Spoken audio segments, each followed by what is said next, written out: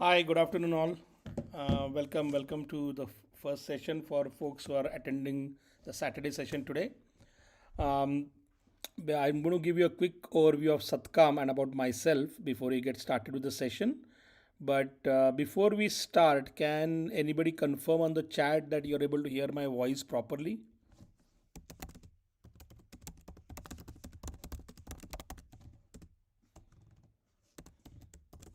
If you can just give me a thumbs up or type yes or a no, if you can hear my voice properly, that would be helpful.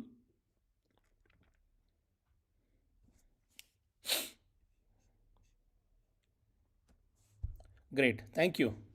Thank you. All right. My name is Abhijit Bide. I'm part of Satkam, and let me first tell you about Satkam. Let me first tell you about myself, then I'll tell you about Satkam. I have close to 30 years of experience in the industry. I have worked in the US for about half of that, and the rest of the time in India. And I always worked with product companies and build products. Um, the last thing I did was I was chief product officer for a product company in India, which was acquired by a company in Singapore. So I've been through 3 4 acquisitions, and I've seen the whole life cycle of technology as well as products over the last 25 30 years. And like me in Satkam, there are more than 70 75 such individuals who will be working with you or basically taking various topics with you. Satkam is a non-profit. We don't do this for money. It's a non-profit organization where we don't take any money for what we do. All people in Satkam are playing big roles in big companies. They are either owners, CEOs, VPs, technology leaders, or uh, architects, so on and so forth across India and US and Europe. And the whole goal is to share our experience and knowledge with you so that you can get good jobs, especially because the job environment is not easy anymore, especially with AI coming in. So we want to make sure all of you guys do well and get jobs when you start interviewing, and also do well in your jobs. So the goal of Satkam is go through the semesters. We teach you various things, and we are very confident, since we have hired thousands of students like you in our past, that these are the skills we look for when we try to hire somebody from college. This is one of them. Today's topic is one of the skills we value a lot. But like this, through the semester, we'll be having 16 sessions, and various people from industries will be speaking with you. So today it's my session, but different people will speak with you across the weeks. They're all case study based. There's no theory. They're all case study based. They're all what we do or use in the industry. So hopefully that will be useful to you. And at the end of the session, we will send out a continuous evaluation exam. So do give that exam, because your college will only consider you attended if you give that exam. But more importantly, it's a case study based exam. So enjoy it, because these are like real scenarios, real things which happen in the industry. And more you practice that, the better you'll get at every skill we teach you. So, having said that, as we go on, type any questions you may have in the chat, and I'll be happy to answer them. Do make try to make it interactive. The more you ask, the more you learn, and our topic is all about that today. All right, so let's get started. All right, with today's topic.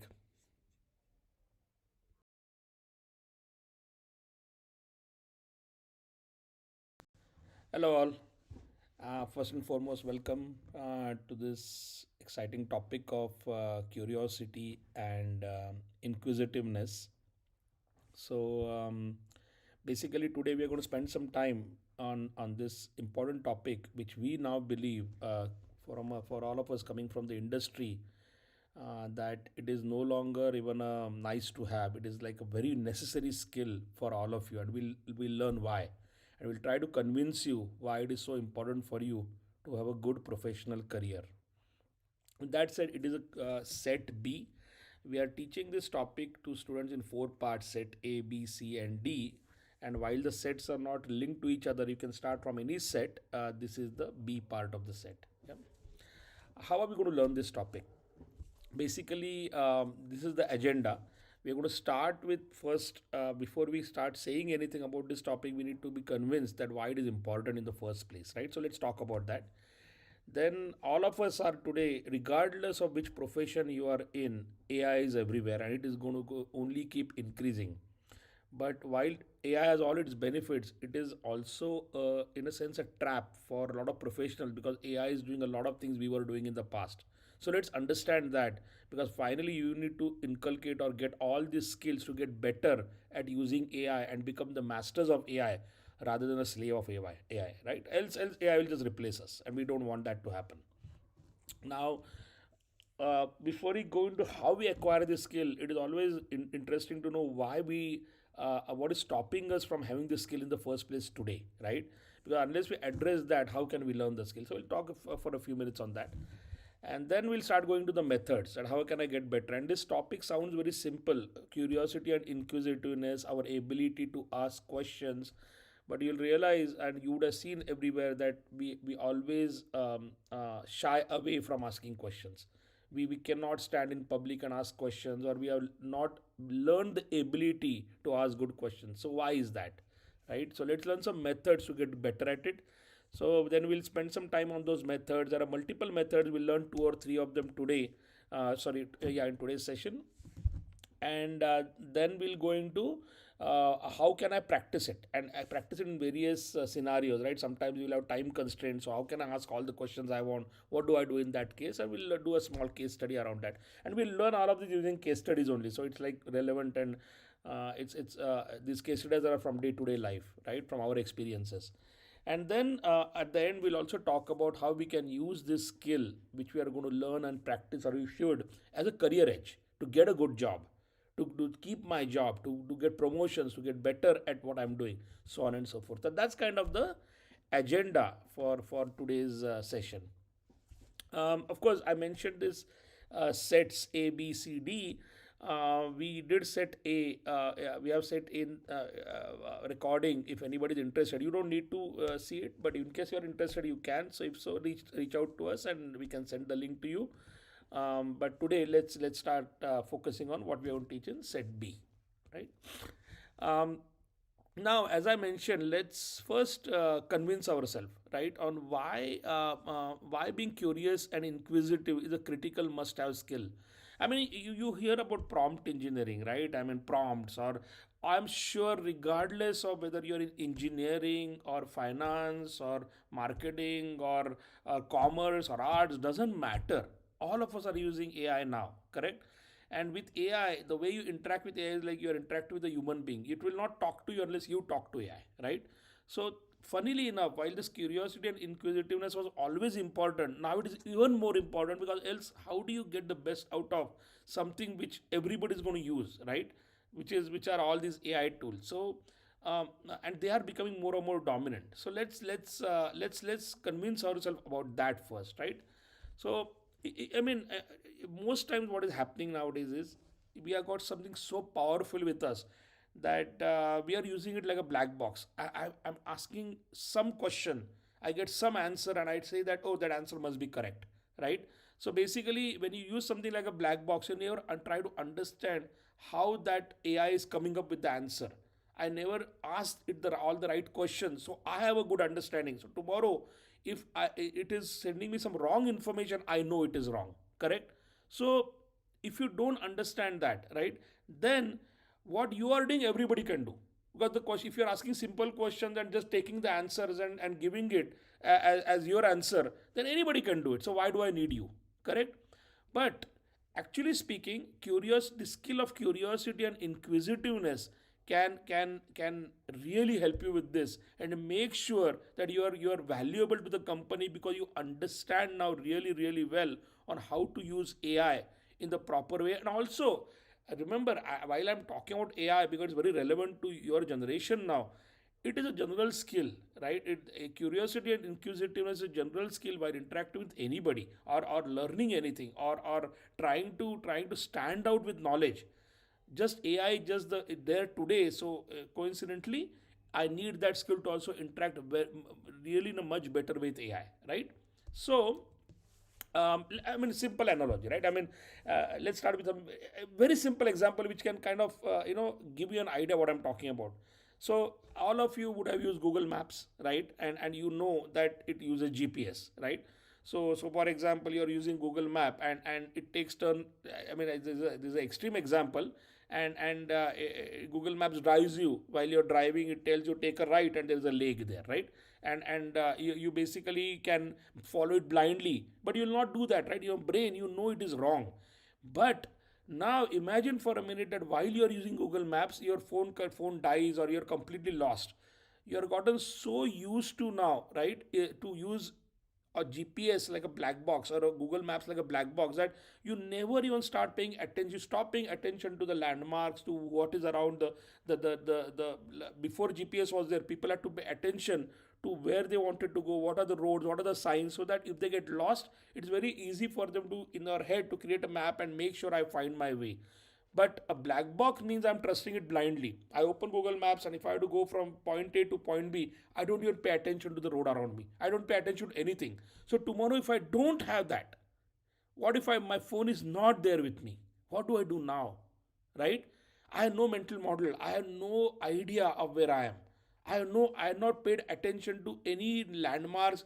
Like there is a temple, there is a building, there is this turn, nothing. I'm not paid attention. I'm just looking at the map. It says turn right, I'll turn right, turn left, turn left. Nothing. And I'm lost now. Correct? So actually speaking, if you're paying attention, you're actually asking questions. Hey, wait a second, this temple is here, and from the temple I took a left. Which right did I take? You're continuously asking that, answering your own questions in your head.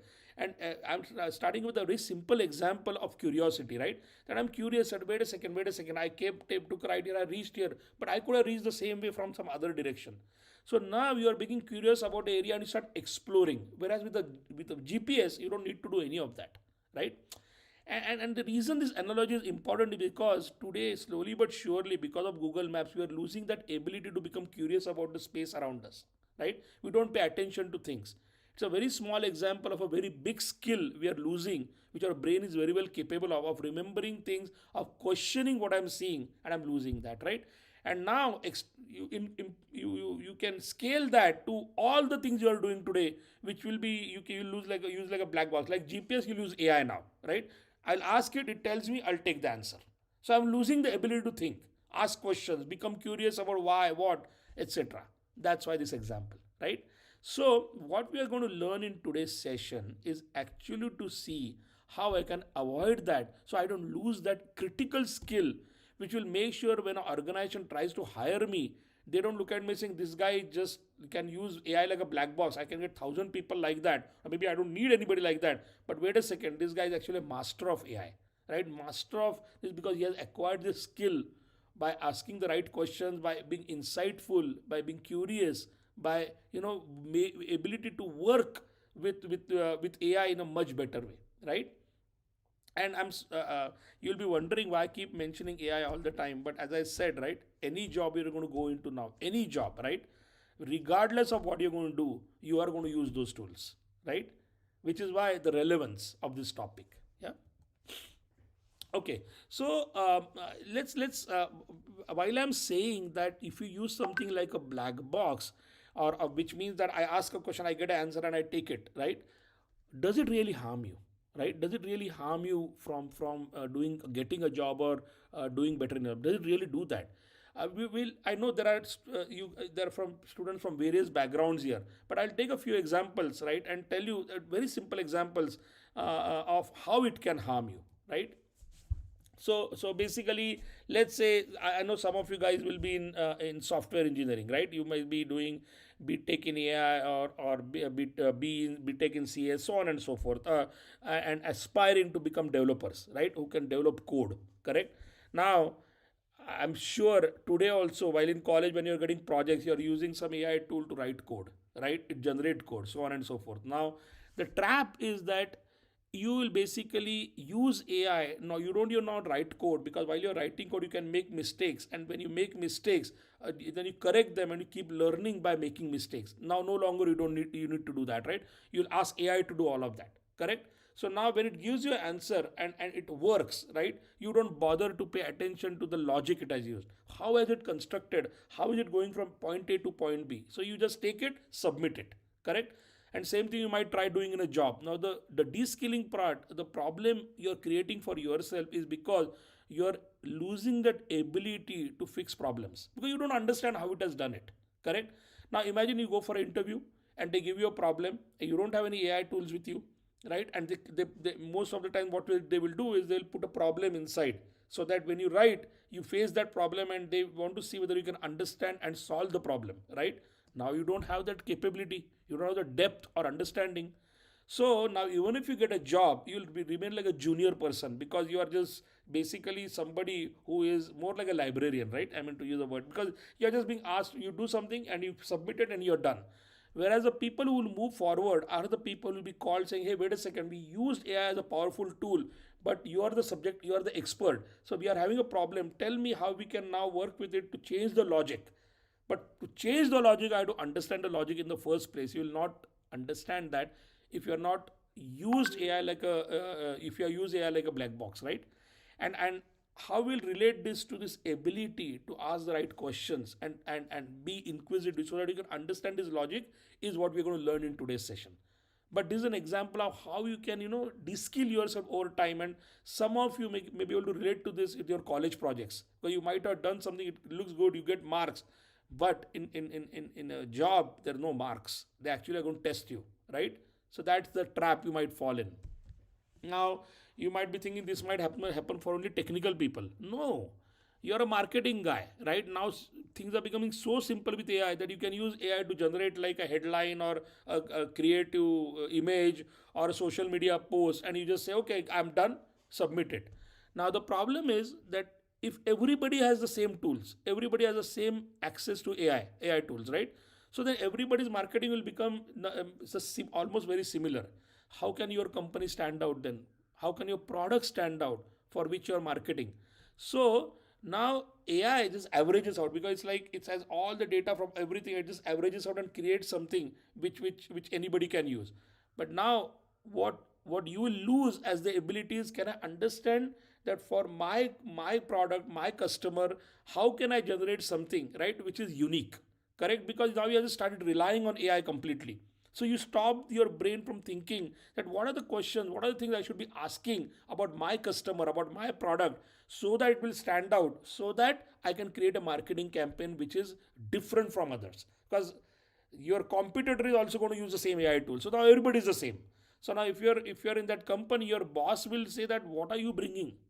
Because you're doing the same things everybody is doing. So you become invisible, right? You don't become that visionary guy who can do some different things. And what stands out in the market is when you're different and more impactful than others. So the marketing guy will just become what everybody is, and slowly but surely they'll say, why do I need you, right? So this is that de-skilling trap for a marketing person. Similarly, right, let's say some of you guys will go into testing careers, right? It may be for software testing, hardware testing, it could be anything, right? But you might go into testing careers. Now, with your before testing was all about was asking questions. Your ability to become curious about your product and ask all the right questions so that you can generate this what they call as test plan, right? That what all do I need to test? What is the most important to test? And more you ask questions, more and more you learn about the product and different aspects of the product so you can test it correctly. But now with AI, you're just going to feed the information to it and say, give me the test plan, right? And you will say that it generated a long list. Okay, let me just use it. Now, what are you losing with this, right?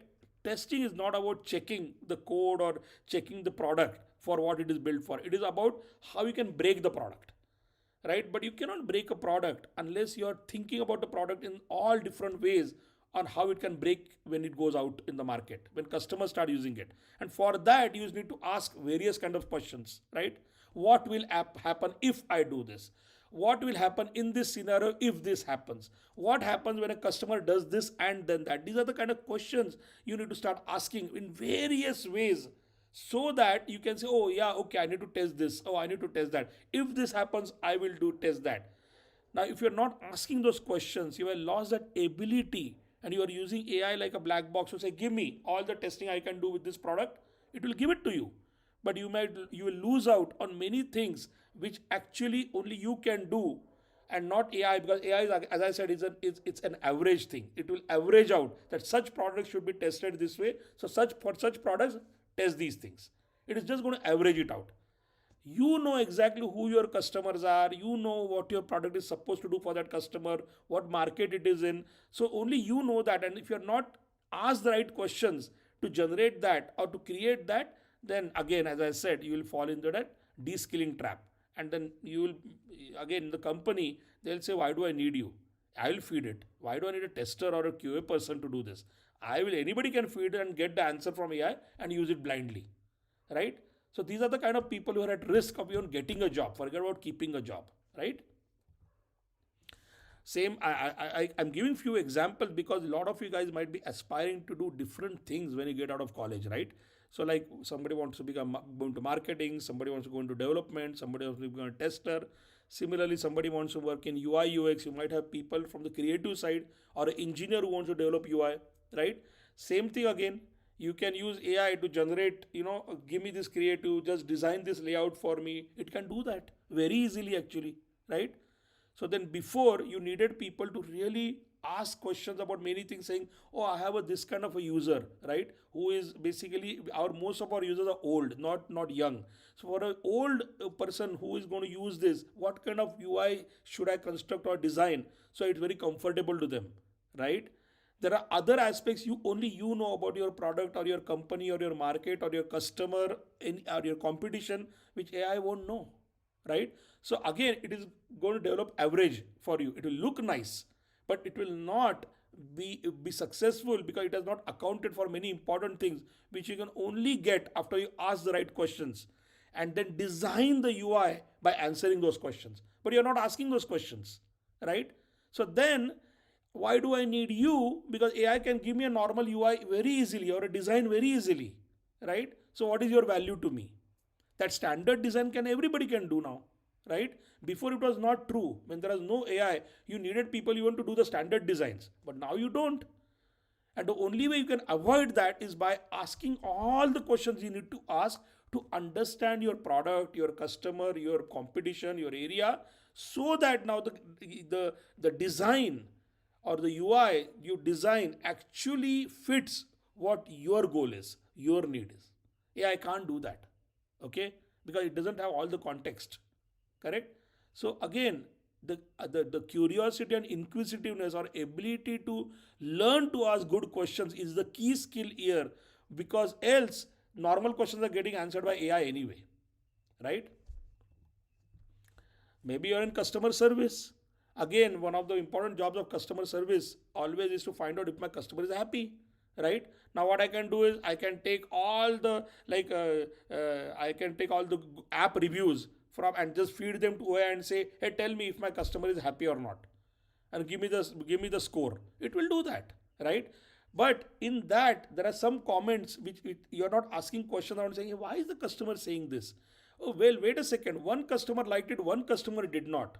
How is that happening? Why is he liking it and why is he not liking it?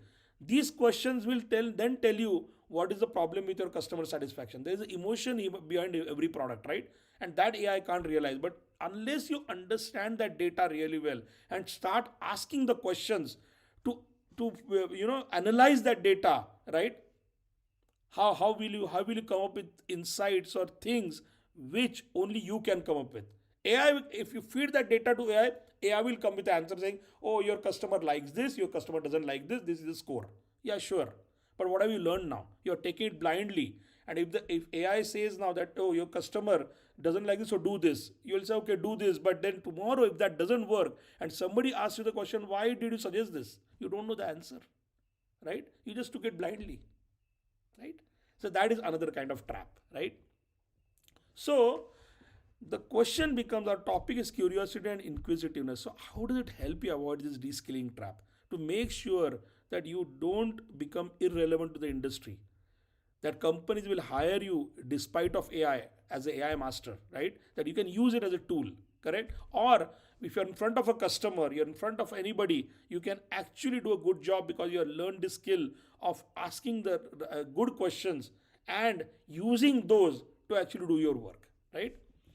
Now, before we do that, though, most people will be saying that, wait a second, I understand it is important, but I really cannot ask questions. But why do people feel that?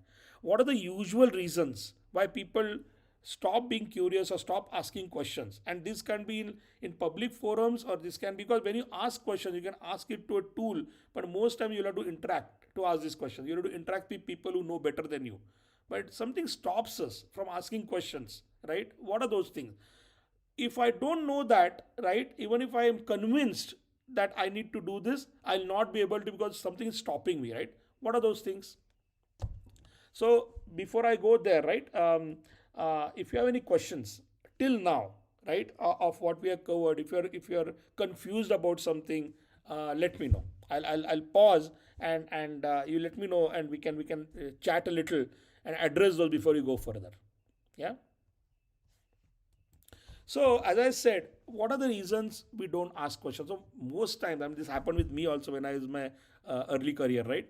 We basically are afraid to appear arrogant or stupid, right? Oh, if I ask, will it sound stupid, right? This seems like a very dumb question. Should I ask it? But I don't know the answer. But how do I ask it, right?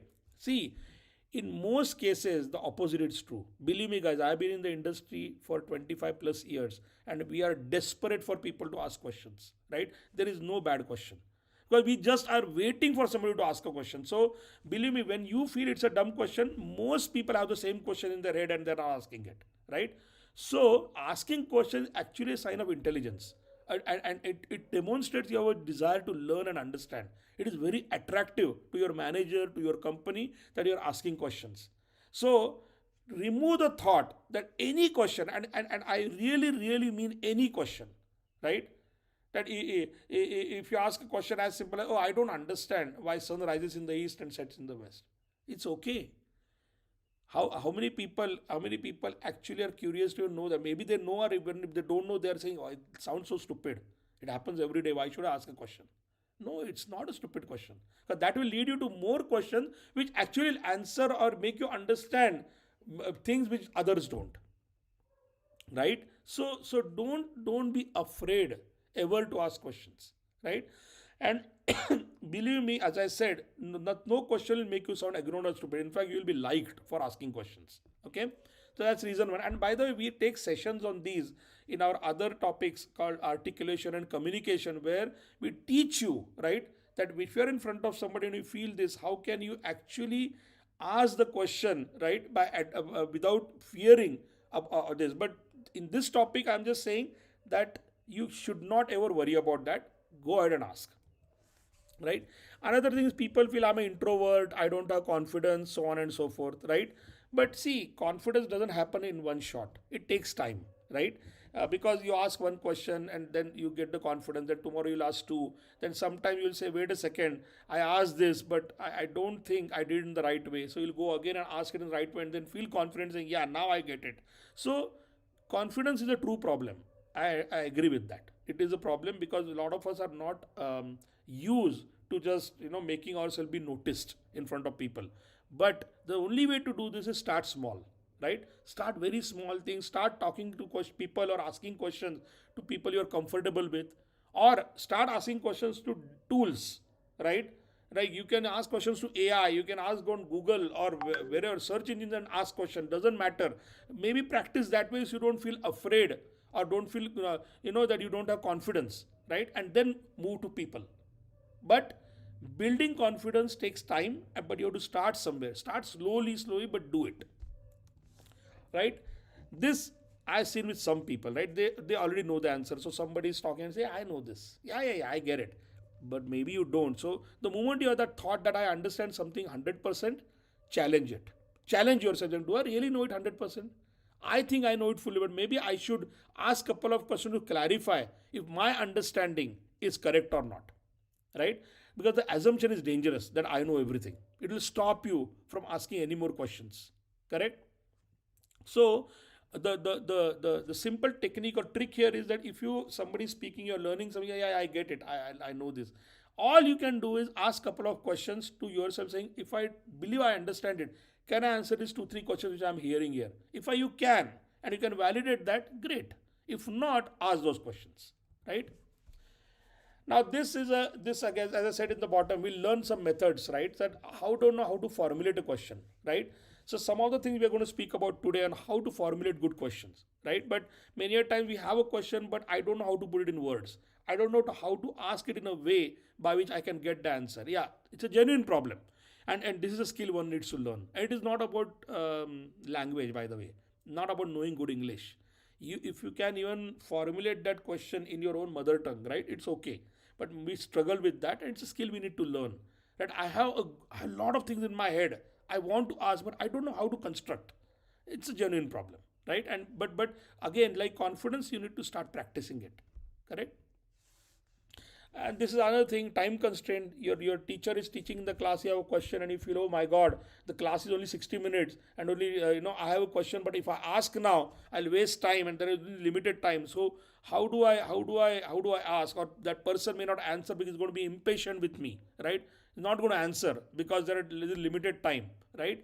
But we know it is important to ask. Now there, what you need to learn is, I don't have time to ask many questions, but what is that one question I could ask by which that other person will be patient and say, hey, great question. Let me spend some time in answering it. So we are going to actually learn some part of this also in today's session, right? And how do I, if I limited time, right? How do I rightfully focus and ask the right question? We are going to talk about that, right? Because curiosity and inquisitiveness topic for today, it is not just about coming up with questions. It is also knowing what question is more important so that I can go in a sequence that it's not random, that I just don't keep asking things all over the place. Yeah, correct. So let's start with a case study to just start testing ourselves on this, right? That how do I make sure that I'm developing, do I have this skill, or is there a method to learn this skill? So we can take a very simple example. Let's say that you guys are in college or school, doesn't matter, and you're taken to a local airport, right? Some local airport, and for a trip, and you are given a fantastic opportunity to go in and look at an aeroplane, right, very closely, and you have been told or tasked by your teacher or by whoever is taking you for the field trip to get the best possible understanding of how planes work and how they fly. Very simple. You are actually going to physically go and see a plane, right? Now, there is nobody, you can go and just walk around the plane and come out. Nobody is going to tell you do anything, right? Or you'll have people that you should be asking questions to learn about it, right? But now there are many people with you, right? What kind of, how do I even come, what are the questions I should ask? So let's start with what questions come to your mind, right? Think about it. What questions come to your mind? It's an aeroplane. All of us have seen aeroplanes. All of us are fascinated by aeroplanes, right? And you have an opportunity now to learn, and you have been told that you have to learn how planes work and how they fly in this field trip. What questions come to your mind? See, if I think about the kind of questions which might come to your mind is that how is it happening? How does something this big made of metal can fly? Actually, it can go up. Like it's like a physics, right? The physics of flying. I might think about that, right? Then I might start asking that there's a plane, it's sitting here in the aeroplane. Where is it going, right? Then it can talk about how many people can it carry, right? What kind of fuel does it do? Does it use the same petrol I put in my motorcycle, or does it use a different kind of fuel, right? Can it go up? Every plane go very high. How high can this plane go, right? How much does it cost? So if you notice what's happening is I'm asking questions in various areas, and they're good questions, by the way, right? Because I'm just looking around and so many things are coming to my mind, right? Now, the problem with this is why this is great, by the way. Coming up with this question is a very good thing. But now I'm confused. It's so many things I have to ask, right?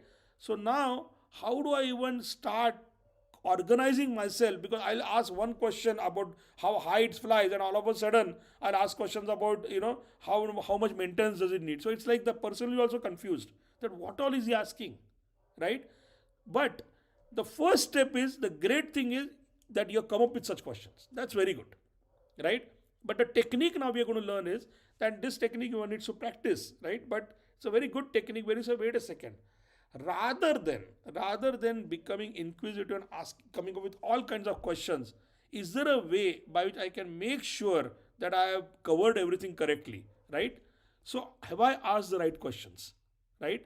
Can breaking the problem and creating groups of questions will help me here, because my questions I go right from the physics of the aeroplane to how many people and where it is going, so on and so it's all over, right?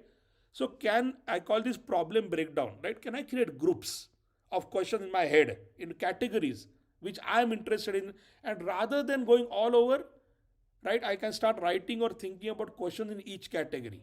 What does that mean? What is a category?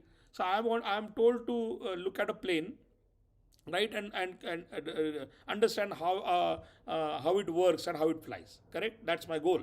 Correct. So to know that some of the things which I because I was seeing a plane so closely and I'm given this opportunity, so many questions have come to my mind that maybe I can categorize them. So what kind of category I can think of for myself? I thought about these categories like design. Like we ask the question, how does it fly? How? The physics of it. How is it designed? Why is it designed in that shape? So there might be some questions around the design part. Another thing is what all does it do? Right? The functionalities. What all can it do? Right? So I want to love that, to know that. But while I'm knowing that, I'm really interested in the history also. That how did this plane get invented? How long have been planes been around? Right? Who invented it? Have all kinds of planes, right, being invented at the same time, or was it happened that slowly planes kept improving to where it is today? So a lot of interest in the history. So my third category in my head is history, and of course is like this plane is here, but where is it going? How does it go from A to B, right? Who manages the maintenance? So there are this whole questions I'll have on operations. So now, I mean, you can do your own categories, but now all of a sudden, right? My I directed my curiosity to become much simpler for me to understand, to ask, because I created four distinct categories. And now what I'll do is, if I have pen and paper, I'll write, or I will first take 5 minutes and say, wait a second, now what questions should I ask under design? I'll not focus on functionality, history, so I'm not confused. So I'll say, okay, for each one of these categories, right? In design, the kind of questions I'm coming up with is, what are the materials used? It's metal, but what is that metal, right? And why this and why not something else, right? I have a question on the design of the shape. Why is the wing shaped this way? Can it be shaped a different way, right? Or what is the purpose of the different control? I see so many things on this plane. What is the purpose, right? So why is the design incorporating these different things and what are they for? So many such questions. But now my mind is focused and I'm not going thinking about where is the plane going, right? How many people does it have? I'm focused on one category called design. So I'll first note those down. Then I'll go and say, okay, now I have two, three questions on design. Let me come with two, three questions on functionality, right? That how do they generate the power, for example?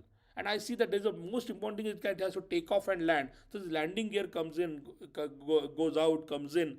What is the function, right? What is the function of the landing gear exactly? How does it work, right? And a plane goes from A to B to C to D, and how does it do that? What is the navigation system, right? How does it know where to go? You know that a lot of planes fly on autopilot automatically. How do they do that? How do they know where to go, where to land? What is that navigation system while in the air? So there's a lot of functionality. So I now focus on those two, three questions, right? Then, as I said, while I'm doing that, I'm very curious, right? This plane I see, right? It's a Boeing or whatever, right? Has it changed or has it been the same design? For when did the airplane start changing, right? What were some of the key innovations? What planes were there in the 1940s, 50s are very different than in 2025. So some key inventions would have been done to make planes this good. What are some of the key? There might be hundreds. What are some of the key ones? Right? What are the major milestones? Right? What are the major milestones in the history of aeroplanes? Correct? Which means big things have happened as the planes kept developing. What are those? Correct. So again, guys, basically what I'm trying to tell you is that it's becoming so simple for me now when I categorize, because I don't get distracted now. I'm focusing and asking questions, creating categories. Correct. Or and then when I do that, now it's very simple, because now that I covered everything which I'm interested in, I'm clear in my thoughts, right? But now if I have to ask questions, right, and I have limited time, because there will be people, that person who has taken me for a field trip is helping so many people, correct?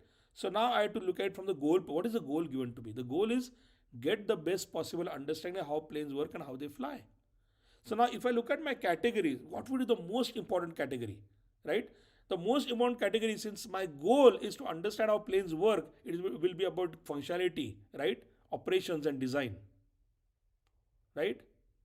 While less important will be history and operations, right? Sorry, there is a so typo is there, right? So functionality and design, right? My mistake. There's a typo there, right? But function and design become very important because unless I understand why the planes get are designed in a certain way and what functionalities do they have, right, when they fly, how will I get understanding how planes work, which is my goal. If more time is there, then I'll start asking questions around the history and the operations, that oh, the maintenance, how do they do the spare parts, how what is the servicing when they go from A to B, how do they at the airport, what do they do. It's all about the operations part, right? Or the history of aeroplanes, who invented it, what are the big innovations. All those questions are good, but if I have limited time, what I'll do is now I am very clear in my categories. And what this also does, guys, is it now this technique of categorizing and thinking of one category at a time and asking questions also helps you organize yourself, right? Another thing also it helps you is that when I start asking random questions all over the place, I don't even know what I missed. I might have missed asking something completely. But when you create categories about design, functionality, history, operations, there will be four or five more categories, safety, so on and so forth, right? You might have so many, but at least now you know very clearly that out of the 7 8 categories which will give me a complete understanding, I'm covering four. And out of that, for my goal, I'm asking questions around two. So see the clarity you have, correct? See the clarity you have. Now, because of that clarity, when you ask the question, the other person says, wow, okay, this person is actually focused, asking all the right questions, right? So this technique is categorization, focusing on the category and deciding now what category is more important around asking the question in that for the goal you have. Because not every time, if I had given you the goal that understand everything about aeroplanes, then there will be no priority. There is nothing more important. Because I told you understand everything about aeroplanes. But usually that doesn't happen. You specifically have a goal. In this case, the goal was understand how planes work and how they fly.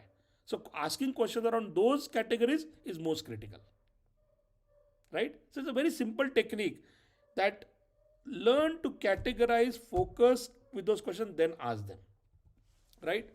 So in since we are talked about like the need to be curious and inquisitive, and one of the techniques on how you can start practicing this by categorizing, focusing, and then asking to ensure there's good coverage of all the things you can think of, and then only focusing on the right ones. Correct? That's this technique we are talked about. So, do you have questions around that before we go any further? Right? So, if you have, then we can discuss, because now we'll go into more techniques. Correct? So, I want to make sure you have good understanding till now.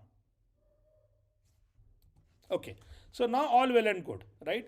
But maybe let's take a small detour and say that, yeah, you keep telling us that curiosity and inquisitiveness, and yeah, with AI, I am saying it is now must do. It's you don't have any choice if you want to stand out, get a job, and do well in your job, right?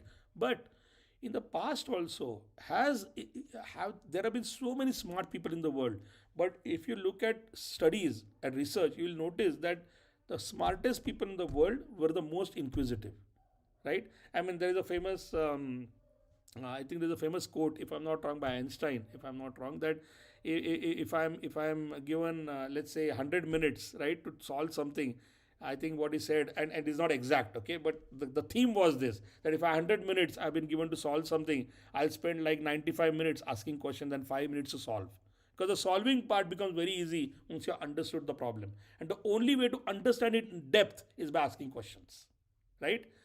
Has this though been proven? And I can tell you hundreds of most profound and important inventions in the world or innovation in the world have come by asking questions, right? I mean, we can take just, I can give you hundreds of examples. We'll take two quick ones, right? I mean, penicillin, everybody knows that. I don't know who doesn't know penicillin, right? So Alexander Fleming, right? I mean, penicillin was a game-changing medicine which saved millions of lives, right? How did he do it? So he was like a bacteriologist, right? And was working in his lab where he noticed that what he had kept overnight, right? there is a mold going on this, what they call as a petri dish, right? I mean, where they actually put something and they experiment on it, right?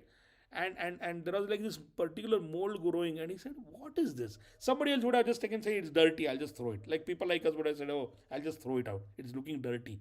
But he said, "No, wait a second. What is this?" Right? What is this mold?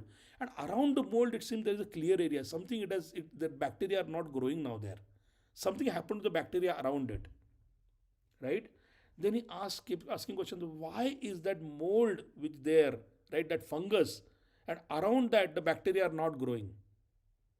Could it have done something to actually tackle those bacteria? Which means that it is able to handle the bacteria and kill them or do something about it where others cannot. So then, can I figure out what it is? So he kept asking questions, right? And that simple thing which somebody like us would have just thrown out saying it looks dirty, I'll just throw it. He kept asking questions around those and kept researching and answering those. And a powerful antibiotic came out, which is called penicillin, right? Just because he answered his own questions. That how could this mold and the area around it look clean? Where are the bacteria gone? He asked these questions and he revolutionized medicine, right? And I'm giving you an example which is not from your background potentially, right? But from your background, what we experience every day, right? Another great example is the World Wide Web, the internet. It was not invented by somebody because he sat down and said, I want to invent something like the internet, right? Tim Berners-Lee, he's a British computer scientist, worked at CERN, right? When his basic problem was, I'm not able to share information among colleagues, among researchers, right? He was frustrated by the limitations of what he was using today. So he started asking questions. Why can't he do it today? What is it that I'm getting frustrated with, and why? And then he started asking questions. Is there a way I can create a system that allows us to share? And it kept asking questions around and kept answering them, right? Working with people, collaborating, asking questions to people who are knowledgeable. But he kept asking these questions, and slowly but surely, what started as something which the problem was, I want to use it just to share things with my colleagues, gave rise to something which completely changed the world. Completely. The World Wide Web, the internet. Actually, you should read about this. There are beautiful videos and articles on this on the web, that how World Wide Web was invented. Can you imagine?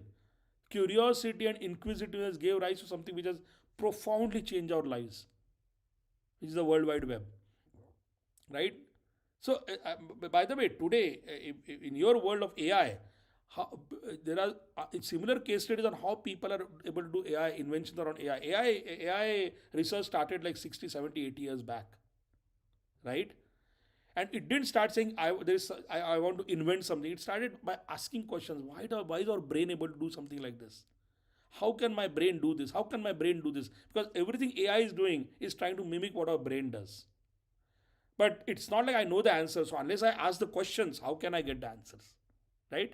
So the moral of the story is, guys, that asking questions is not an exercise just to learn. It actually can result into insights which can lead to fantastic things which other will not even have thought of. Right? If given time, I can give you 100 more examples, but I hope that I've been able to give you two very big examples which change humanity, which just change the world, because they could just ask the right questions, and those questions led to answers which led to fantastic inventions, right? So now going back, I just wanted to do this small detour to make sure it's this world of curiosity and inquisitive is so exciting, right? That once you start thinking about how some of the most amazing things in the world have happened, you start getting more excited about this topic of why I should be one of them, why I should learn this, right? So are there more techniques? We learned one technique, categorization, right? Are there more? Categorization and prioritization we just talked about in a minute back, right? One other beautiful technique is called open-ended versus closed-ended questions. Lot of us guys are used to asking very close-ended questions because we have not learned how to ask good questions, right? And before I talk more about that, let's look at a simple scenario. Imagine that there is a person who works for a car company like a Tata or a Mahindra or a Hyundai or a Honda or a Toyota, doesn't really matter, right? And You are basically, when you sell a car, the goal of every company is that if I am a person in Mahindra or a Tata, that if somebody is buying a car from me, they should become loyal to me, my brand, which is Mahindra brand or Tata brand or whatever company you're working for, and rest of their cars, whatever in their life they buy, they should only buy my brand, right? Because I loved it so much. Which is why, if you notice, right, whenever you buy something big, they'll keep coming back to you, asking you, right, trying to make sure you're loyal to their brand. So in this case, for example, let's say you're one of those people working for this company, and you have a customer who has bought this SUV or car from you 6 months back, right? So, and you are saying that I want to just interact with, I call the customer, or when he comes to a showroom, I want to talk, and I want to ask a question to make sure, right? Now, in a close-ended question can be that this guy, Mr. Sharma, who is basically the person who has bought the car, I'm asking, Mr. Sharma, are you satisfied with the performance and comfort? Not a bad question, right? Are you satisfied with the performance and comfort of your new car so far? You would have heard this kind of question from people. Very standard. Typically, what would the answer be? Yeah, it's good. No complaints. Because you're not, I'm not thinking, I'm generally happy with it. Generally, I'm happy. So I'll say, yeah, no, it's good. Right? So now, this good means what this person, this relationship manager, doesn't even know what that means. She's going to just note down, say, this customer said good, no complaints, I'm done. But good, as I said, is the enemy of loyal. Because he's not excited. He said, it's good, no complaints. Right? Actually, you never get loyalty with that, right? Because when you say it's good, it's like, okay, I don't want to waste more time in telling you more things. You ask me, I told you. But in my head, I might have other things I want to say, but you never asked me, right? So now that person Anjali doesn't know what he has loved. Whether he loves everything or there is something he doesn't like. Because remember, it's only 6 months since the car has been bought, and I want him to become loyal to my brand, right? So I don't know whether it's good, it's okay, which means I might look at other brands now. I bought Mahindra, but let me look at Toyota and Honda and Tata also now. It's good, right? This is a trap, because the yes no is called a close ended. And now in your world, guys, right, it is happens all the time. You are given a project, right? And in the project, you are told that do something, and you say, okay, if I do this, will it work? Yes, and you do it. But there are ways, if you ask a close ended question with a yes no answer, right, or something like this, good, no complaints, there's very little chance to learn. So while asking questions, categorizing and asking is important, asking in the right way also is very critical. So one technique for that is translate that question and make it rather close ended. Close ended means its answer will be in like one sentence, like yes, no, no complaints, it's good. Translate that into somewhere where you'll get more information out of the same person or the tool or whatever you're using, right? How can I do that in this case? Maybe the question is that, hey, Mr. Sharma, you have bought this car 6 months back. Was there a time in those 6 months when you were driving the car and you just loved something? It impressed you. Or maybe there was a time when it say, I bought this, but I don't like something. Has it happened to you? Right, during your family trip? Now look at this. Now it will trigger Mr. Sharma to think, hey, was there something I loved? And was there something really irritating to me? And then he could answer the question saying, yeah, last month we drove to our village, right? And I loved the ground clearance because my village has a lot of potholes, a lot of speed breakers, natural speed breakers, right? And the potholes, and my family felt safe because never the car, right, touched anything. The ground clearance was very good, right? But I also noticed that my village is remote, and when I went there, the infotainment system, the where I wanted to listen music was lagging, right? And when I tried to connect this to my daughter's phone, right, it was continually lagging and giving problems. It was very frustrating for me, right? Also, my my first servicing, I'll stay a little far. I wish somebody had picked up my car, right, and brought it back to me. I would have loved that.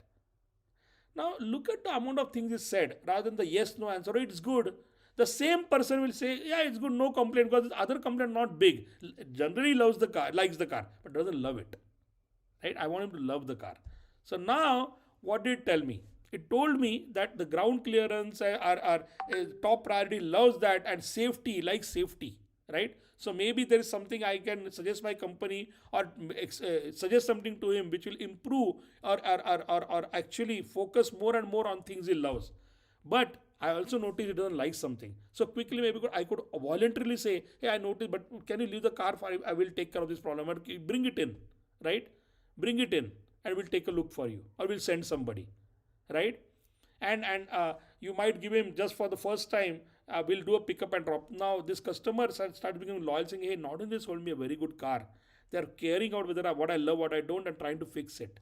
That's how you gain loyalty. With this one open-ended question, rather than asking whether you do you have any problems, do you have any complaint, I say, yeah, it's good, no complaints. Look at the amount of things I learned.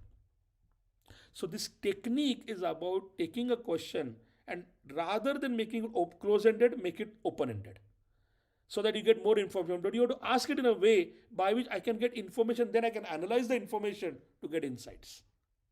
Right? Very, very interesting actually. You can try it. You can try when you are reading something or trying to understand something, right? You should try this. Correct? It will show you actually that how the same question can be translated into close-ended and from close-ended to open-ended, and it will teach you so many things. That's the technique. Right? Now there is another beautiful technique called 5 Ws and 1 H, right? I mean, rather than telling you, as I said, in Satkam, we don't do theory. These are real life scenarios, right? So these are things which happen. And I'm taking some examples from non-technical companies, non-software, because this technique is generic. Whichever field you're going, this skill is critical, guys. Critical, right? So let's consider the scenario where there is a restaurant, right? And what it is noticing is there is a sudden decline in customer satisfaction. The reviews and the stars I'm getting have gone down, right? And online reviews and feedback forms which I'm collecting, it says there is a decline in customer satisfaction. How do I use this technique, right? 5 Ws, 1 H. What does that mean, right? You see how, and remember this is a good technique actually. So what is the first W? First W is what? So before I get into it, what is the problem, guys? So ask that question. What is the problem? Problem is customer satisfaction is declining. The results in fewer repeat customers. So what is happening because of that is I'm getting less and less same customers coming. They come once and they never come back. There are more negative reviews and they mention slow service, rude staff, and there is a drop in overall ratings. That is the problem. What is the problem? This is the problem. All this information is available with me, right? I'm seeing this information. So I understand now what is the problem. And specifically I see that it is mentioning slow service, rude staff, and there's an overall drop in ratings. Okay, that's the first W. What? The next W, who? Who is affected? Who is complaining? Right? Now, why is this important, guys? Because it could happen that in this restaurant, right, only the young people are complaining. Anybody who's above the age of whatever, they are not complaining. So it could be, not in this case, but that it could be that is loud music and young people love loud music, right? Potentially. Older people don't. So now I know that the problem is not with all my customers. It is with some segment or some parts of my customers which are older customers. Younger customers are happy with what I'm doing in that case. In this case, it's everybody is affected. Nobody is liking it. So this complaint is not about which kind of customer, not old, new, men, women, everybody is complaining. Tourists, families. So there is no demographic, which means there is no particular type of customer. But the answer, if it was that, oh, older people are not are complaining, younger are not, or women are complaining, men are not, or men are complaining, women are not. This tells me a lot actually, right? Because then I can narrow the problem down. So the next W is who. Who is affected? So the question the 5 Ws and 1 H, the second thing I ask is who. Right? Who is affected? Now I get that answer. Okay, great. What is the third W? When did the problem start? It's not like the problem has been around for years, right? That is very important because that when tells me that something could have happened around that time frame. So I had great ratings and then started dropping. Great ratings started dropping. Or it could be that, oh, the drop has been happening over time slowly. Each one of these things will tell me different things. In this case, I am seeing that the customer decline has started about 3 months ago. Interesting. 3 months ago. What happened 3 months ago? Oh, this coincides with when I hired several new staff members for the kitchen, front house, everywhere. New people were hired. Maybe there is I don't know, but I at least now know that customer satisfaction reviews started going down from 3 months back. And coincidentally, that time, the big event which had happened was change of people. Maybe that's the reason, I don't know. But at least it gives me some information. That's the third W. Where? Where is it occurring? So now this information tells me that from the reviews I'm reading, a lot of the complaints are happening in the bar room. But I don't see anybody complaining about the dining room where people are eating. If people come to dine, but where there is a bar where the people come and drink, there's something happening. So the problem is not everywhere in the restaurant, it's in the bar area.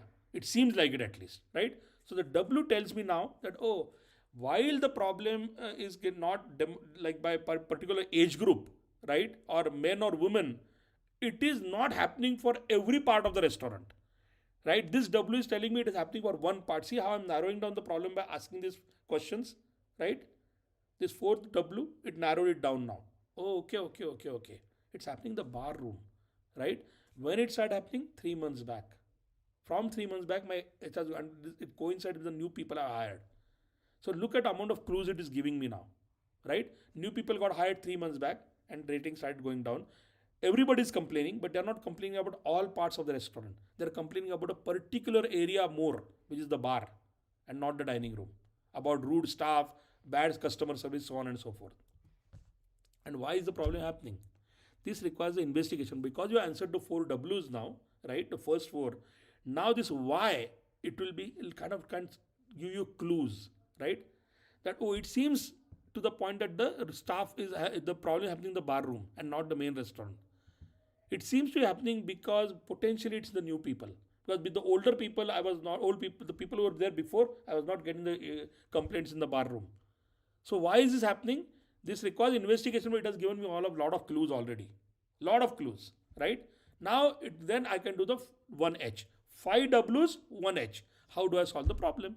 This also requires investigation, but this is the starting point, right? Where because I answered the 5 W's, look at this. I'd say that this is unknown, but the 5 W's seem to have pointed that the cause of problem is in the bar room and it is with the staff in the bar room. So now you have a direction. Rather than going, oh, what happened, and shouting at everybody, this, that, it is 5 W's that help to narrow down the problem. So now you know how to solve it, right? So this asking questions using this technique of 5 whys and then the how is a technique of inquisitiveness which will help you solve problems. And it can be used for anything now. You're in a software company and developing an app. You can use the 5 W's and 1H. Customers are complaining, or some people are not liking our app. It could be any problem, or the app is crashing. Could be anything, right? You're working for a car company, right? And you have a problem with some feedback on the car, right? Or something is costing a lot more than what you expected. It could be any problem. You start asking, like the 5 whys, right? You start asking, what is the problem? Let me first understand before I jump into solving it. Who is the problem occurring for? Is it everybody? Who is it? When did it start happening? Is it like been always happening or just suddenly? Right? Where is the problem? Is it all over the place? Right? And why? Now the reason the why is fifth is because the first four will help me get to the why. And then if I know the why, I can do the how. Right? How to solve it. That's actually our job when you join a company. That's the 5 W's and 1H technique. Right? It's very powerful. Yeah. So we have learned these two techniques now of categorizing, narrowing down, and asking, right? And then this 5 whys and one H technique. Any questions so far, right? Around this before you go to the another technique, right? And remember, guys, this topic sounds, as I always said, it's simple sounding, very simple, but these are the techniques which will help you practice. Because as you practice these techniques, you will get better and better and better at inquisitiveness. Learning how to ask. Because you have to, as we said, right, there is no choice but to start slowly so that you can get better and better at it. And rather than saying just get better at it, use these techniques. These techniques will help you practice. Right? So now one of the things we spoke about at the beginning also is that around time pressure, right? Because a lot of the time it's not like I have infinite amount of time to ask all the questions I have in my mind, like in the aeroplane example, right? And this happens most times in life, right? And when you join an organization, it happens all the time. Everybody has less time, right? But I learned now how to become inquisitive, how to ask the right question, construct them in my head, right? So that under time pressure, I know exactly what to ask. Right? How can I do that? There is another factor, just outside of the goal you have, right? There's another factor you need to use to ensure that you are asking the right questions when you have time pressure. Out of all the questions, what will you ask? So in companies, when you join, there will be this happening all the time where you will be addressed, there'll be a CEO or some leader in the company who will come and start telling you every 3 months that how the company is performing, what are the plans, what is the future, what is the strategy. They'll always give you. And unfortunately, most people listening don't ask questions, and the ones who ask stand out. Oh, great, right? You want to be that person who stands out, because it is a beautiful opportunity to actually get noticed and also learn, right? So in this example, let's take an example and say understand what I'm talking about, right? So let's say that there is a company called Autonova, right? It's an automobile company, correct? And all of us work for this company, right? And I am in this they have a big facility in Haryana, right? And there's a town hall. As I said, the CEO is Vikram Khanna. He is coming to address all these people of Autonova, all the employees. We are all the employees, right? And he's just telling us about some of the things about the company. This will happen in any company you join.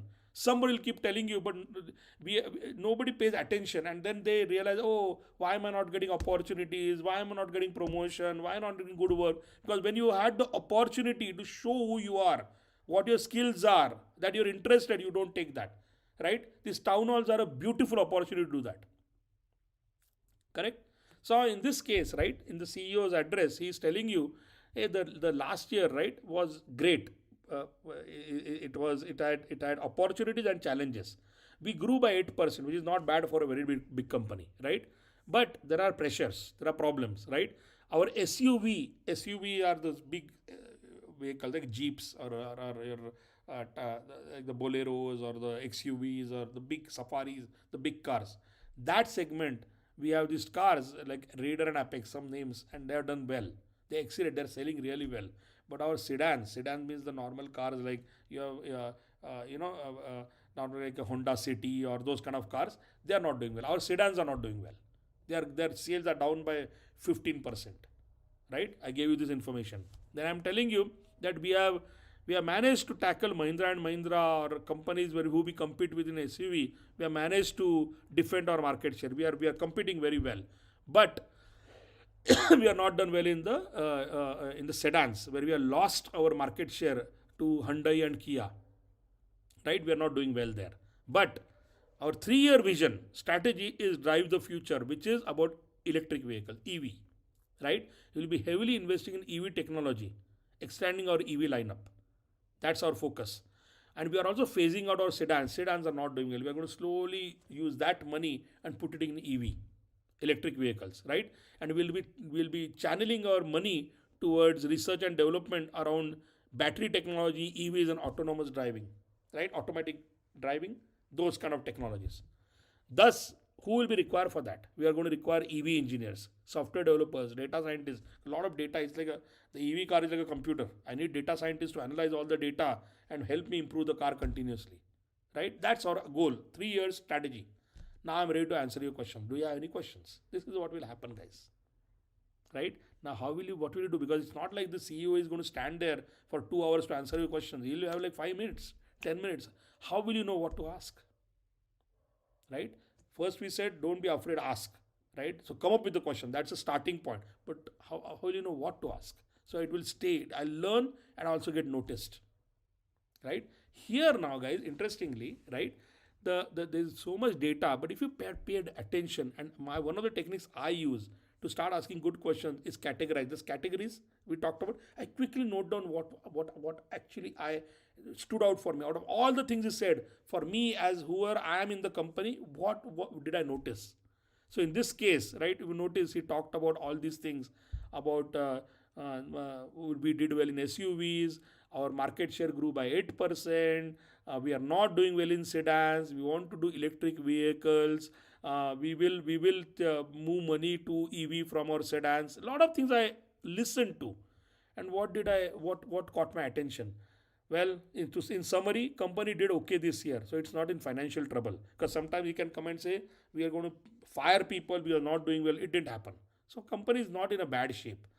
Another thing I noticed is important to know as an employee, right? Another thing is SUVs are doing well and sedans are not. The big vehicles, SUVs are doing well, sedans are not. EV is a big area of focus. And sedans should be a declining investment, which means money will be moved. So if I imagine how important this is. Imagine that I am listening to it and I'm working in the sedan department. All of a sudden, I know my job is at risk, right? I need to notice this, that sedans are a declining investment while EVs where the new investments will go. I need to know that because I'm in sedans. If I stay there, one day I'll be fired. So he said things which I listened to, and these things caught my attention. So now what? How will I ask a good question?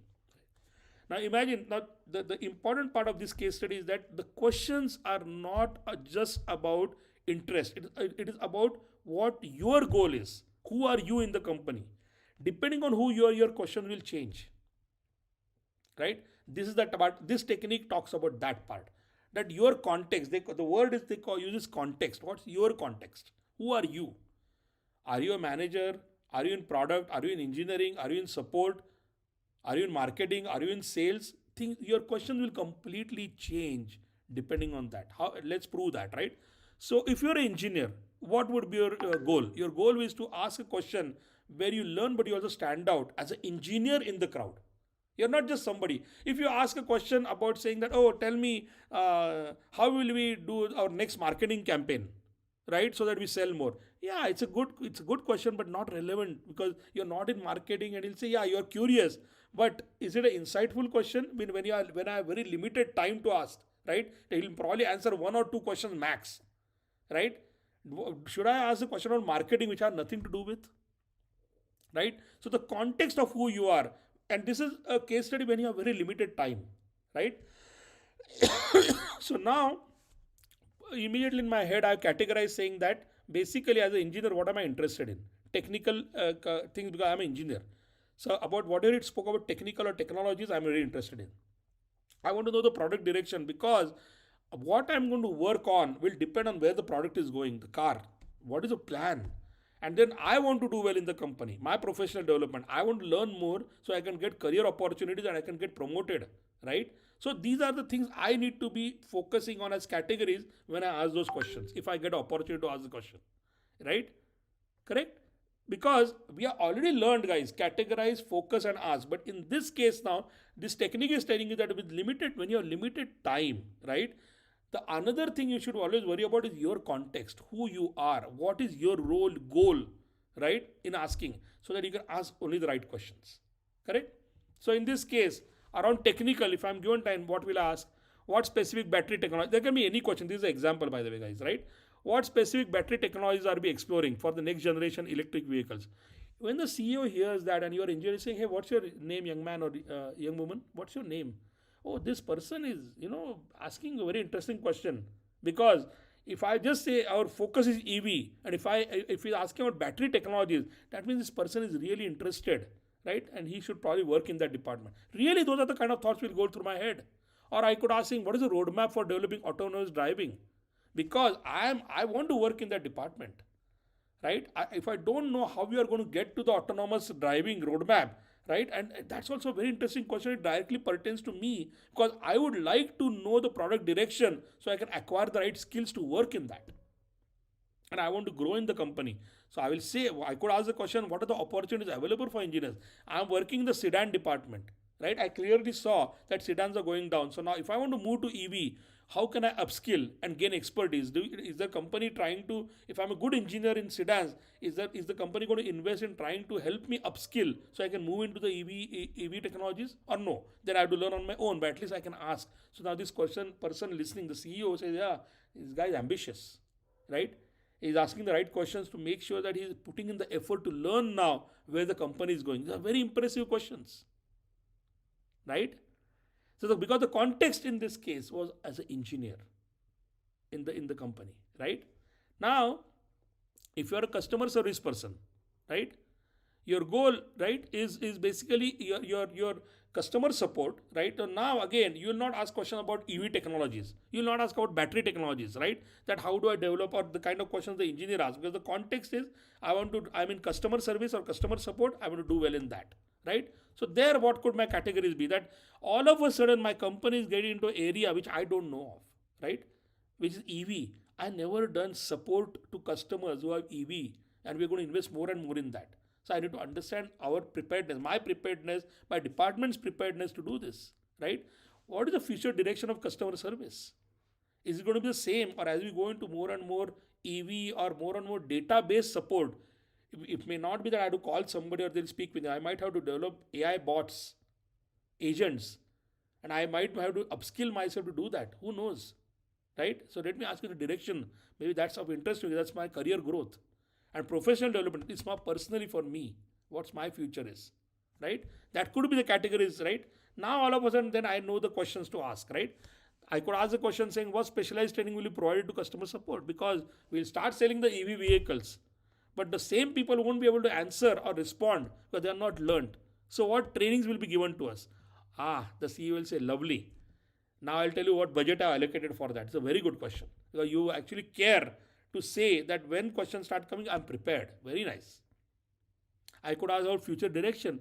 What process will be in place to address customer concern related to EV? Because EV is a very different thing than normal vehicles. Customers will have completely different processes to address. They might expect digital interaction more than physical, right? How do I, is there any new process we are putting in place? So now as a CEO, I'll say, yeah, good. We have to do a complete process revamp and this person is interested in that, right? And there are, I could ask about my personally, I want to grow. So what are the digital tools and platforms we use so I can learn them? I can upskill so that I don't become irrelevant to the company, right? So these are very good questions and I'll say great. So the reason, guys, I gave you this example is because if you noticed, right, as an engineer, what I ask and as a customer support will be very different. If I'm in marketing, I'll not ask any of these questions. I'll ask totally different questions. So this technique is about understanding your context. Because sometimes what happens is I've seen people who take this inquisitive and ask all kinds of questions which are not relevant to them just to show they can ask questions. Don't do that. One powerful question is 100 times better than 10 useless questions. Volume is not important. Quality is important of the question, right? So while first step is to become curious and start asking, we need to get better and better to ask the right questions at the right time also. That's part of the technique also. So now in this technique, what you do is you take the old technique of categorization and question, but add one more layer to it called context. Who am I? What is my goal with asking these questions? And with that goal, narrow down the questions for my context. Okay. So in the new world of AI, right? Basically, we notice, right, that this has become more and more important because AI is also very generic, right? It will answer anything you ask. But if the context is not provided, the goal is not provided on why what you are trying to ask with the specific goals and the context in mind, it will answer generically. I'm trying to make sure that you understand as with this new world of AI, right? This is going to happen daily, guys. Daily. Right? So before we go to the last part, any questions? Any questions so far about till now? We have covered 3 techniques. Just to recap, right? We first covered, right, about the importance of curiosity and inquisitiveness. Why it is important in the first place. We talked about what stops us from being that. And as I said in the other Satkam sessions, we'll actually go deeper and deeper into the skill of communication, articulation, so on and so forth, right? But we have to also understand why we don't ask questions. So we talked about that. Then we learned 3 techniques, right? Categorization, focus, and prioritization of questions. Then we learned another technique of the 5 W's and 1 H. And then we learned about this with this industry case study. We learned about another technique of contextualizing your questions on for who you are and what your goal is. Right? 3 techniques. Correct? So any questions so far? Now going back to where we started, I started with saying that in the world where AI is going to be every day, how do you use this as for career growth? Why would you be the better than somebody else and not allow the AI to replace you? How would you, in the world of AI, get promotions, right? So we can again take an example of some roles. So as I said, some of you guys would be aspiring to become engineers, software engineers, right? So today, one of the challenges with AI is that you are writing, old way. When I was in the industry, we were writing every part of the code, right? Because we had no tools, nothing to help us. The new AI way is that basically you are asking AI. Now today you are saying write it and AI is just doing it for you. In this example, you are asking AI to write the backend of a login, like a typical login page. Write it. Of course it will write it, right? And you can just submit it also. Then this is my work, right? Instead of doing that, now what is the problem with that? If you do that, as we already established, you will not know the logic and you will not be able to fix any problems. But if you are inquisitive, If you do what we just talked about today, then instead of just copying the code, you will keep interacting with AI, asking the questions, different kind of questions by categorizing, using the techniques, contextualizing. Questions like, why did you choose this specific encryption? Why not others? Because tomorrow this question may be asked to you by your manager. That why this encryption library? Why not something other else? You don't know the answer because AI picked it. But if you ask this question, AI will have to justify it. Or some leader will have to justify saying use this library, right? Then you'll say, if I'm using this logic you're writing, is there a way it can fail in some scenario? And then you talk about what kind of scenarios your customer has.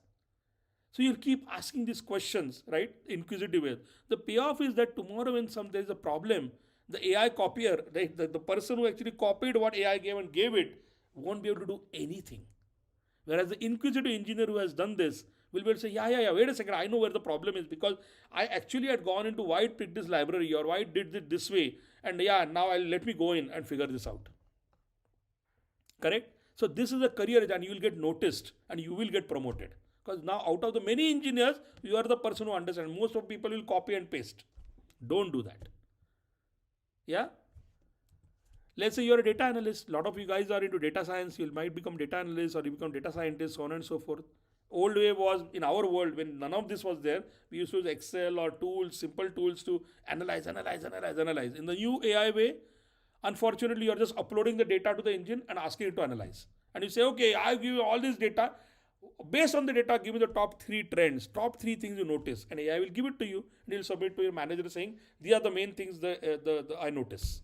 You will say you will notice, but AI has done it for you.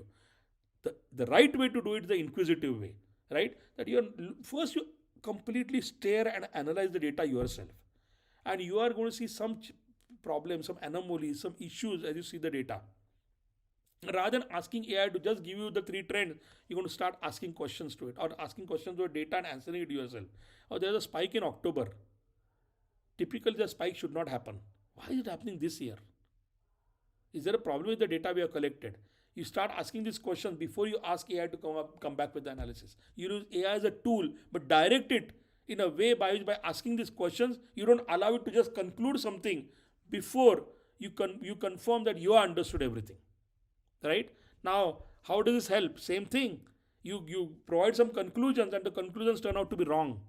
Right? There's a problem with the core data itself. Most problems happening today is the data itself is wrong, but you don't notice it because you fed all the wrong data. It's called garbage in, garbage out. You give garbage to AI, it will provide you some answer to the garbage. It is the garbage. But if you ensure the data is good, then the answer will be good. And for that, you have to ask all the questions around that data.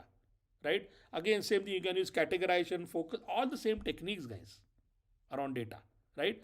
And now you just don't report it. You're not just a guy who's saying AI came with these 3 trends. These are 3 trends. Now you know the data in and out, and you will stand out, and you will get promoted or you will get noticed in the company. Right? So basically, I took examples from software companies, but this can happen like especially now a marketing person can say, give me a marketing plan, right? For this app we have developed, it'll feed all the information, it'll give some marketing plan. But I already said at the beginning, the inquisitive person doesn't do that, right? They will know their customer. They'll ask questions that, oh, I'll feed you all my customer data. And from that, can you figure out what the psychological triggers? It could be anything. Or you work with your customer, speak with them actually, and figure out what they like, what they don't. And make sure that that kind of data is used for AI to come with its analysis or the conclusions to develop their marketing or brand strategy. Then you will stand out because now you basically have done something which is unique, different. You're not taken data which is available to everybody and your marketing campaign doesn't look like everybody's marketing campaign. You ask all the right questions with the context, with the techniques we have learned. Right? So our goal, guys, is to be learn it all. Know it all is easy now. In my world, right, when I got out from college, right, know it all was also important because nobody had all these tools and information available. Just knowing it was enough. Now no longer. You have AI is not going to know everything. You have to learn it all. Right? Don't use AI in your case as an example. Don't use AI just to finish your homework faster and say, now I'm done. Let me go for movies. Yeah, you should watch movies. Not saying no. But now you have a lot of time because AI is helping you do things which it never helped us. But with that time, how do you use it? You use these techniques to understand, question, understand. You, as I said, you don't need to be afraid because you're talking to a tool, to a technology. Tomorrow you'll have to talk to people, right? And ask questions and get answers from people, right? So this uses extra time to do that. Because curiosity and inquisitiveness is actually a compass that tells you, right, which direction to go to solve the right problem and not chase the wrong ones. There are so many problems out there. You don't have time to solve all of them. It helps you focus. It helps you get organized. It helps you get noticed because you're now understanding the problem. Right? Right. So, in summary, any questions? We are at the end of our presentation. Any questions so far? If not, um, um, then I would say go on and see the world in a different light. Be curious and be inquisitive, and we guarantee it at Satkam. We guarantee it. It'll be far more interesting and beneficial for your careers. It's a must-have, guys, in today's world of AI, especially so. Trust us on this. We take interviews all the time, and people who are not showing this are not getting picked in many of the companies you are working in now. We are not picking people unless they demonstrate this skill. It's that important. Okay? Thank you.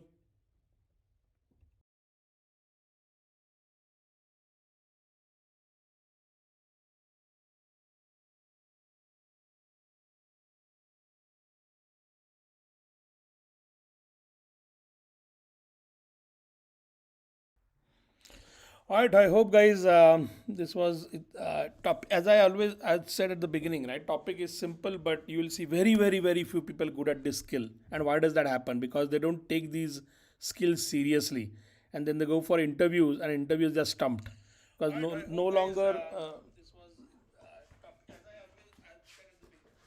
Because no longer in interviews, right, they are giving you questions which have fixed answers, right? They are actually giving you open ended questions.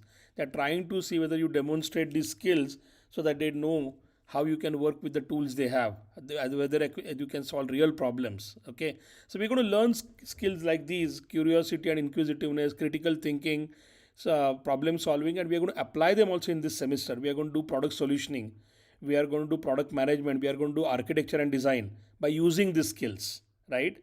So that's why these are like foundational skills which we all have to learn.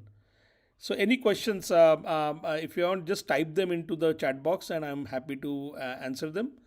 And I'll hang around for some more time to answer any questions any of you may have. And of course, during the semester, as I said, we are all from the industry working today, but we'll be happy to respond to your questions. You can post them on WhatsApp or you can ask them now. And even through the exams we are going to give you, try to do them. They are real case studies from the industry, so try to do them seriously. You will learn a lot, and if you have any questions while doing those or after you do those also, we are happy to answer it. Our goal is to make you, good enough so that any interviews you give, you should be picked for a good job. Okay. So yeah, you can type in any questions if you, and also let me know how the session was. If you learned something, you liked something, just give me a thumbs up or type in any comment or question you may have. Yeah, I'll wait for some more time and happy to answer.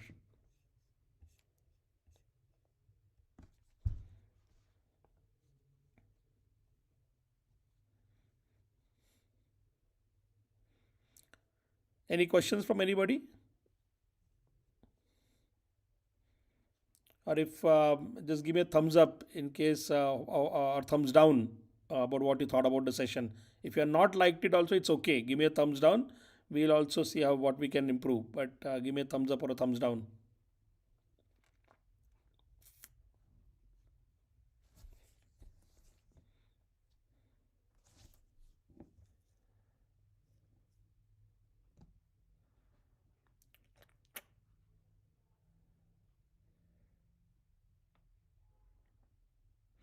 Great, and you'll have even more fun when we use these techniques when we do product solutioning, for example, right? We are going to actually work together to see how products are built in the industry. We are going to do architecture and design and see how good products are architected. We are going to do sessions on quality and testing on how good products are tested and how good testers do it. So when we do those sessions, we will be applying these techniques and skills when we do that. So you are going to actually learn how the industry functions, how the industry thinks of a product and builds a product. We are going to learn all that, but while learning, we are going to use these skills.